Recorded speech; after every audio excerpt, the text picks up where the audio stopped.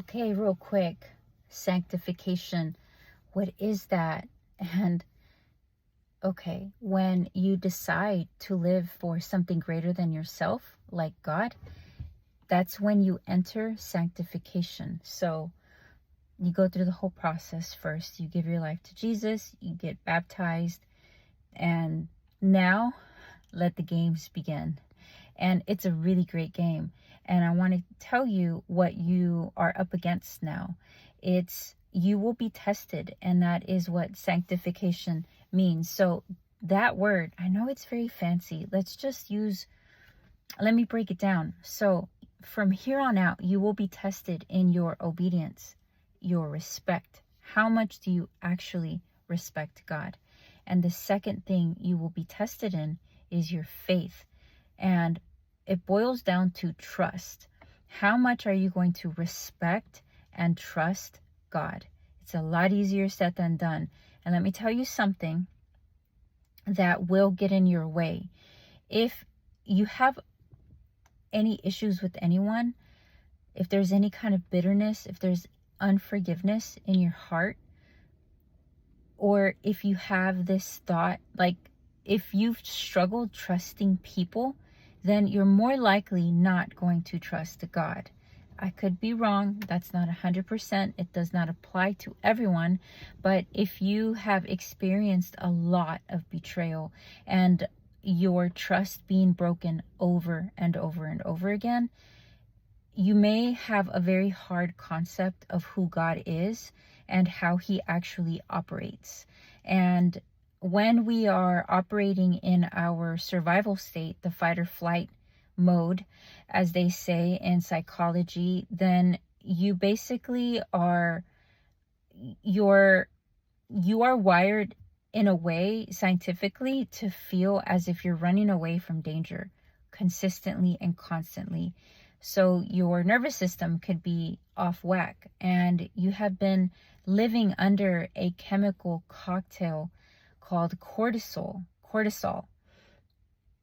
And when I hear women say, there are no good guys out there, I know that's an alarm for something deeper, something that's broken inside, because that's not a true statement.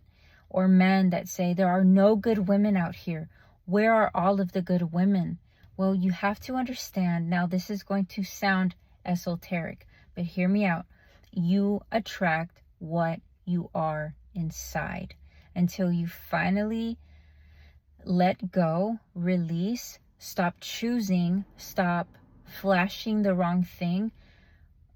For example, men tend to flash their money, and then they wonder why they attract nothing but Jezebel women. You have to be smart.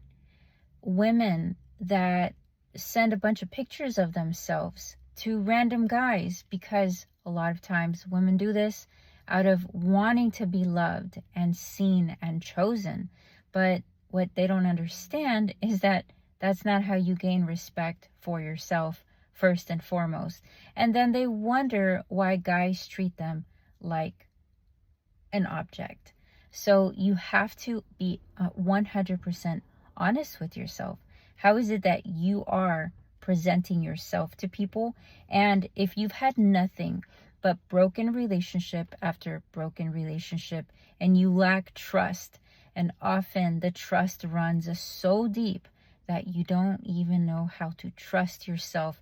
You don't know how to trust your picker. Your picker is off. You don't know how to choose the right people, healthy people in your life. So if you don't even have the basics of the basics, then more likely you are not going to know what it's like to build a relationship with the supernatural, because that is a really tough concept, right? If you break it back down to reading levels, I used to be a teacher, so a lot of times I refer everything back to lessons and teaching. So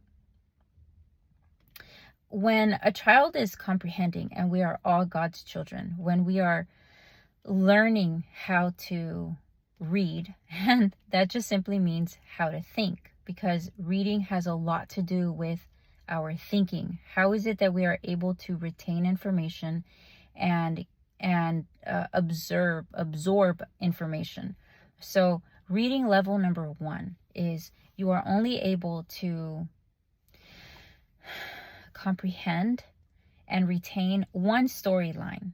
And as the books get harder, more challenging as you go up a level, like 5th grade reading level is you can comprehend 2 or multiple storylines going on at the same time, and you can keep it all together. Okay? This is how we grow in our mind when we are learning. Do y'all get that? Try to teach a kindergartner a story that has multiple timelines going on at the same time. It's a very difficult concept for them, right? So this is the same way it is for us to understand the relationship that God has with us. It's out of our scope. It's out of our comprehension. So we have to start with the basics. How are you with your own showing up? How are you able to manage human relationships? That's why when I do my one-on-one calls with people, oftentimes, everyone wants to grow closer to God, and that's what I'm all about. And we don't just keep it there. We have to start from the very bottom. How are your relationships with your parents? How are you wired? What beliefs do you have? What are the lies that you have been operating under? And can you see how that's contracted your thinking and has limited your thinking to greater thinking? And it ties back to, you have to renew your mind. You have to liberate your mind. And not just that, but your emotions. We have to have emotional intelligence.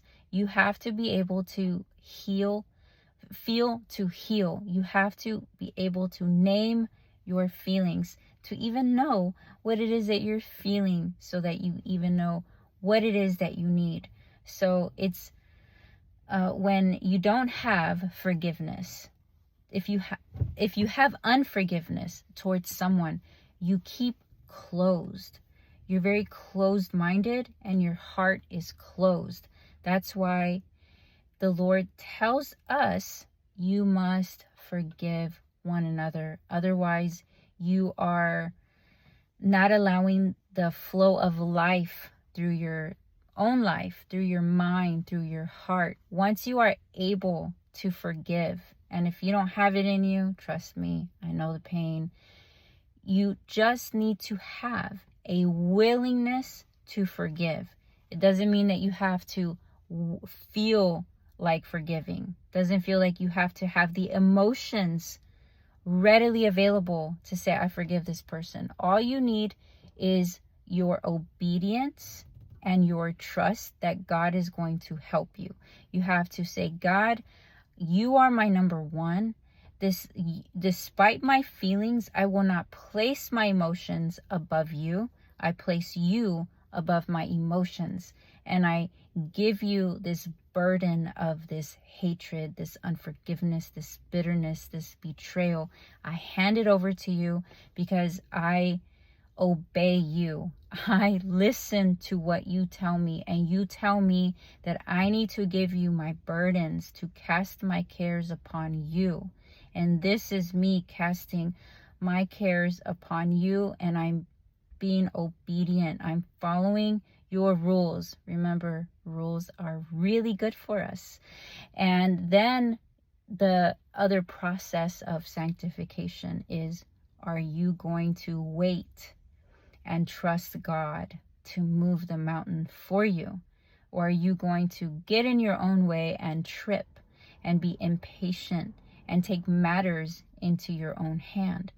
Often what you need to do is stay away from people that trigger you and allow yourself the grace and the time for the Lord to handle it for you.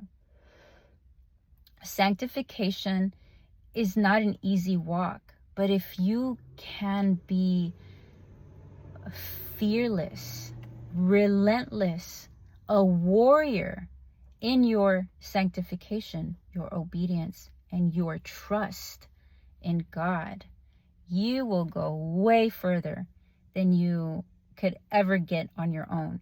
Basically, it's like you are on a slingshot, and as you are obeying the Lord and being faithful to Him, sometimes it feels like you're going backwards. You know, when the slingshot pulls you back and everything looks worse and it hurts and it's uncomfortable, and then the Lord releases you and you go light years ahead of where you normally would have been if you took matters into your own hand. So you have to trust Him and know that sanctification is part of your new life. But the Lord tells us more than 365 times, do not be afraid. Do not be afraid. Trust me. Lean on me. And what else does He tell us? Seek the kingdom of God first above all else. Always go to Him in your confusion, in your joy, in your everything, and He will set your path straight. Hope this video served you. Follow for more. Adios.